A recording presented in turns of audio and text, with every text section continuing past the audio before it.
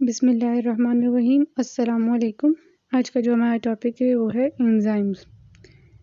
Enzymes हमारे पास biochemical catalyst होते हैं जो कि एक्सेलरेट करते हैं बायोकेमिकल रिएक्शंस को, मतलब कि स्पीड अप करते हैं रिएक्शंस को। इसमें हमारे पास जो सबस्ट्रेट है वो एंजाइम्स के साथ अटैच होकर हमारे पास एक प्रोडक्ट बनाता है, और एंजाइम्स की स्टडी को हम कहते हैं एंजाइमोलॉजी। हमारे पास हमारे सेल में 5000 रिएक्शंस ऐसे होते हैं जो कि एंजाइम्स की वजह से स्पीड अप होते हैं या एंजाइम्स उनको कैटेलाइज करते हैं। जो एंजाइम्स होते हैं वो हमारे पास प्रोटीन होते हैं, लेकिन कुछ ऐसे आरएनए मॉलिक्यूल्स हैं हमारे पास जो एंजाइम्स की तरह एक्ट करते हैं, उनको हम कहते हैं राइबोजाइम्स। एंजाइम्स बहुत तरह के प्रोसेसेस में हेल्पफुल है, जैसे कि photosynthesis, respiratory system, digestive systems, इन सब में ये हेल्पफुल है। ये हमारे पास बायोलॉजिकल कैटलिस्ट है जो कि एक्टिवेशन एनर्जी को लो कर देता है और रिएक्शन को स्पीड अप कर देता है, जिससे हमारे पास प्रोडक्ट बहुत जल्दी आ जाते हैं। और एंजाइम्स को हम बार बार रीयूज़ कर सकते हैं। एंजाइम्स हमारे पास एक मॉलिक्यूल को ब्रेक डाउन कर सकता है स्मॉलर यूनिट्स में। ये हमारे पास दो स्मॉलर यूनिट्स से एक बड़ा मॉलिक्यूल भी बिल्डअप करता है, और ये मॉलिक्यूल को चेंज भी करता है, जिससे हमारे पास न्यू मॉलिक्यूल आता है और उससे हम बहुत सारी रिएक्शंस में उसको यूज़ कर सकते हैं या वो हमारे पास हेल्पफुल होता है। अब ब्रेकडाउन में जो हमारे पास एग्जांपल है वो है प्रोटीएज की, जो कि प्रोटीन्स को कन्वर्ट करता है अमाइनो एसिड्स में। कार्बोहाइड्रेट्स है जो कार्बोहाइड्रेट्स को कन्वर्ट करता है ग्लूकोज में। और लाइपेज है जो लिपिड मॉलिक्यूल्स या फैट मॉलिक्यूल्स को कन्वर्ट करता है फैटी एसिड या ग्लिसरॉल्स में। हाइड्रोजन पेरोक्साइड ऐसे मॉलिक्यूल्स हैं जो हमारे बॉडी में प्रेजेंट होते हैं, जो बहुत तरह के रिएक्शंस के प्रोडक्ट के तौर पे हमारे पास आते हैं, लेकिन अगर ये हमारे बॉडी में रह जाएं तो ये बहुत हार्मफुल होते हैं। तो हमारे बॉडी में एक कैटेलाइज एंजाइम है जो कि ब्रेक डाउन करता है हाइड्रोजन पेरोक्साइड को वाटर और ऑक्सीजन मॉलिक्यूल के अंदर, ताकि हमें उससे नुकसान ना हो सके। ये थी हमारे पास ब्रेकडाउन की एग्जांपल्स। जब हमें कोई बिल्डअप करना हो मॉलिक्यूल तब भी ऐसे ही होता है। एंजाइम्स वर्क करता है, टू मॉलिक्यूल जो स्मॉलर यूनिट्स में होते हैं वो कन्वर्ट हो जाते हैं लार्ज मॉलिक्यूल में। Now how does the enzyme work? हमारे पास दो चीज़ें होती हैं, एंजाइम्स एंड सबस्ट्रेट। साइटोप्लाज्म में एंजाइम्स और सबस्ट्रेट फ्रीली मूव कर रहे होते हैं। जैसे ही एंजाइम को उसका सुटेबल सबस्ट्रेट मिलता है वो उसके साथ अटैच हो जाता है at the point called active site. Active site पे वो अटैच हो जाता है। कोलिजन थ्योरी हमें ये बताती है कि जो सफिशिएंट एनर्जी हो और हमारे पास एक स्पेसिफिक ओरिएंटेशन हो, तब ही एक एंजाइम्स जो है ईजिली अटैच हो सकता है अपने सबस्ट्रेट के साथ, क्योंकि उसका एक्टिव साइट उसी वक्त एक्टिव होगा। ठीक है, अब इसके बाद हम देखते हैं हमारे पास दो मॉडल्स आते हैं इस थ्योरी को समझने के लिए। सबसे पहले हमारे पास है लॉक एंड की मॉडल। ये हमारे पास सबसे पहले जो है जिसने प्रपोज किया था उसका नाम है एमिल फिशर्स इन 1894। उसने लॉक एंड की का मॉडल दिया था, वो सिर्फ हाइपोथेसिस था, हमारे पास कंप्लीट थ्योरी नहीं बनी थी वो हमारे पास। उसमें उसने क्या कहा था कि एंजाइम्स के जो एक्टिव साइट होता है वो रिजिड होता है और उसकी शेप जो होती है वो सेम होती है, और जो उसका सबस्ट्रेट होता है वो भी उसके एक्टिव साइट वाले ही शेप का होता है। जैसे कि अगर हम लॉक एंड की एग्जांपल लें तो एक लॉक की एक ही की हो सकती है, किसी और लॉक की उसमें नहीं लग सकती। तो इसी तरह एंजाइम के एक्टिव साइट की जो सबस्ट्रेट है वो सेम होगा।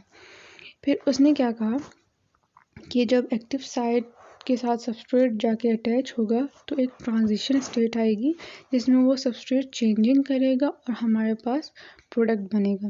लेकिन वो प्रोडक्ट कैसे बनेगा वो उसने हमें नहीं बताया। तो इसकी वजह से जो है लॉक एंड की में बहुत सारे ड्रॉबैक्स आ गए थे, क्योंकि उसने कहा था कि एक्टिव स्टेट जो है एंजाइम की वो रिजिड है और उस रिजिड की वजह से कोई और सबस्ट्रेट उसमें अटैच नहीं हो सकता।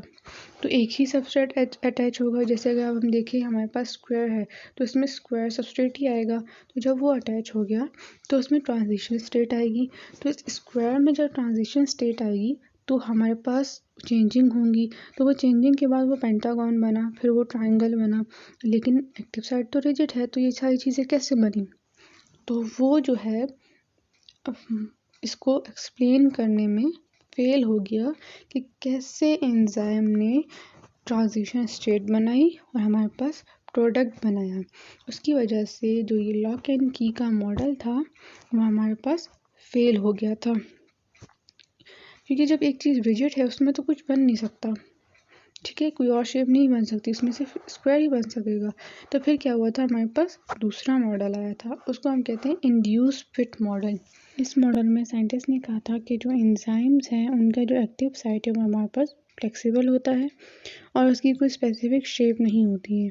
तो जो भी सबस्ट्रेट है जब वो एक्टिव साइट के साथ जाके अटैच होगा, जैसे कि अपन देख रहे हैं स्क्वायर सबस्ट्रेट है, तो क्या होगा, जब वो अटैच हो गया तो एंजाइम का जो एक्टिव साइट है वो क्या करेगा, अपनी शेप चेंज करना स्टार्ट कर देगा और वो वही शेप ले लेगा जो हमारे पास सबस्ट्रेट की शेप है। जैसे कि स्क्वायर थी सबस्ट्रेट, तो एंजाइम के एक्टिव साइट की शेप भी स्क्वायर होगी। फिर वो ट्रांजिशन स्टेट में चला गया और फर्स्ट करें हमारे पास ट्रांजिशन स्टेट की शेप है एक पेंटागन, तो उसने पेंटागन की शेप ले ली एक्टिव साइट ने। फिर उसने प्रोडक्ट बनाया, उसने ट्रायंगल की शेप ले ली। इस तरह से हमारे पास प्रोडक्ट बन गया क्योंकि एक्टिव साइट फ्लेक्सिबल था। एंजाइम्स के हमारे पास कुछ पार्ट्स होते हैं जैसे कि cofactor, coenzyme, holo enzyme, apoenzyme, इनके बारे में पढ़ेंगे।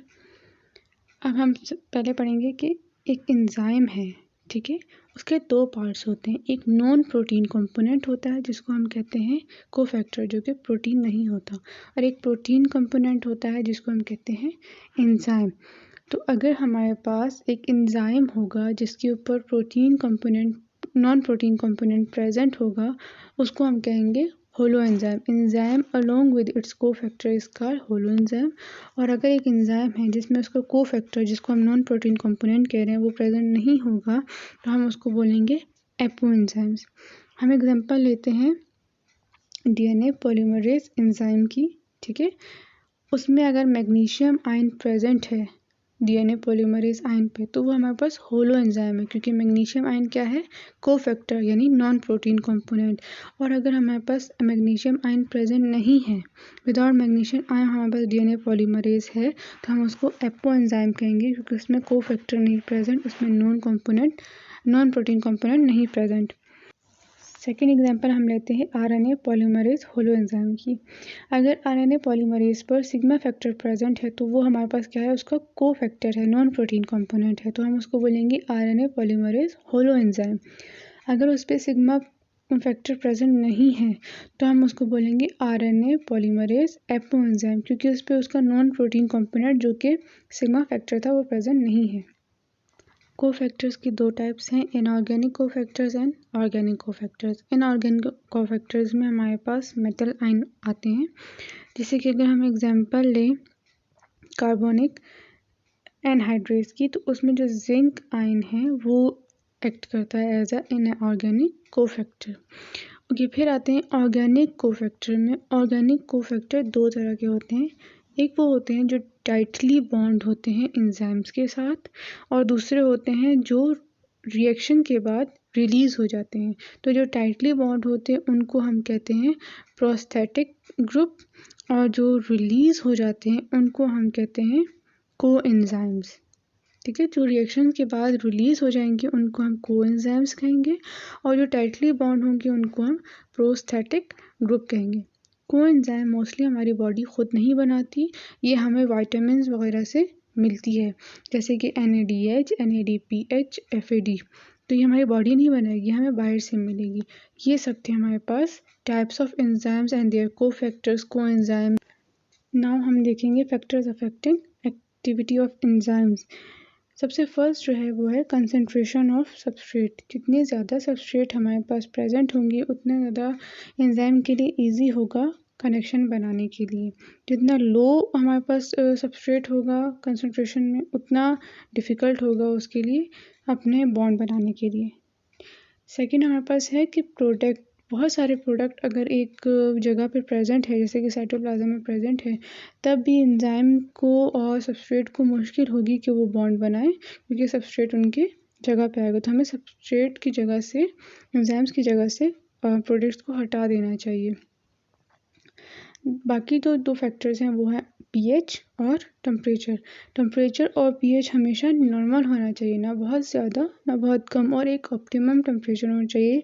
सडन इंक्रीज और सडन डिक्रीज जो होता है, एकदम से ज़्यादा एकदम से कम, वो एंजाइम की एक्टिविटी को स्लो कर सकता है। तो हमें टेम्परेचर और पीएच का भी ध्यान रखना चाहिए, इसी तरह हमारे जो है एंजाइम वर्क कर सकते हैं। ये था हमारा आज का topic. Thank you so much. अल्लाह हाफिज़।